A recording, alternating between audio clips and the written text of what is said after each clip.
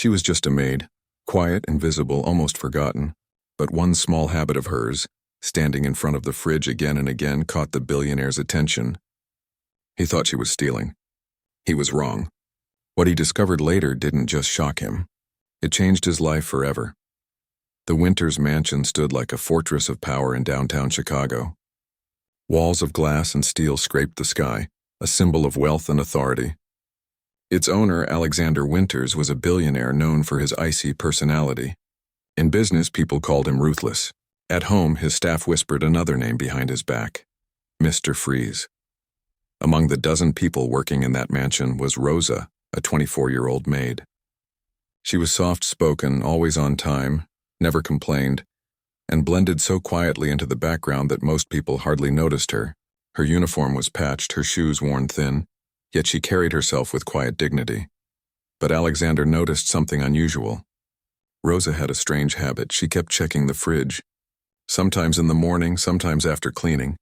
She would open the fridge, scan through the shelves, glance at containers and expiry dates, then quietly close it. She never touched a single thing. At first, Alexander ignored it. But one afternoon, after returning from a failed business deal, frustration boiling inside him, he saw her again, standing at the open fridge, staring. "What on earth are you doing?" His voice thundered across the kitchen. Rosa jumped back, eyes wide, face pale. I was just... You were just what? Spying? Stealing? Looking for leftovers?" He snapped. Her lips trembled, but she didn't defend herself. She didn't beg. She only lowered her head in silence. That silence angered him even more. "You're fired," he barked. "Pack your things and get out." "I don't need thieves in my house." By nightfall, Rosa was gone. The mansion grew quiet again, but Alexander couldn't stop thinking. Why hadn't she defended herself? What was she really doing? 3 days later, Mrs. Carter, the head housekeeper, finally spoke up. "Sir, Rosa wasn't stealing," she said softly. "I saw her too. She was checking expiry dates. She used to take the expired food home, not for herself, but for the children in her building. 3 kids. Their mothers are gone. Their fathers drink all day. She was feeding them with what we were throwing away." Alexander froze. "Feeding children with expired food?" Mrs. Carter nodded. "She even spent her pay on medicine for them last week, even though she had a fever herself." That night, Alexander couldn't sleep. For the first time in years, the silence of his mansion felt unbearable.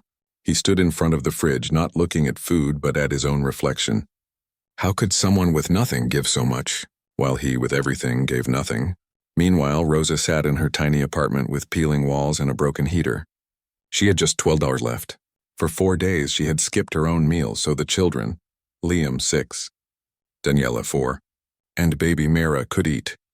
When a knock came on her door, she thought it was the landlady asking for rent again. But when she opened it, she froze. Standing there was Alexander Winters, holding 2 large paper bags. "I need to talk," he said simply. Inside, he set the bags on the small table. Groceries, fresh produce, medicine, baby formula. Then he turned to Rosa. "I misjudged you," he admitted. "I accused you. I humiliated you. I was wrong." Rosa's eyes filled with tears, but she stayed silent. "I know why you were checking the fridge," he continued. "Carter told me. And now I see the truth. I didn't just come to apologize. I came with an offer. I want you back not as a maid. I want to sponsor your education. Through my company's program, you'll have full tuition for whatever you choose. And when you graduate, a place in our nonprofit, helping families like the ones you've already been helping." Her lips parted, barely able to whisper. "Why?" Alexander's voice softened. "Because when I was a boy, my mother cleaned houses too. She died when I was 12. No one ever helped her. No one believed in her. When I saw you, I saw her. And I realized I can't keep living cold.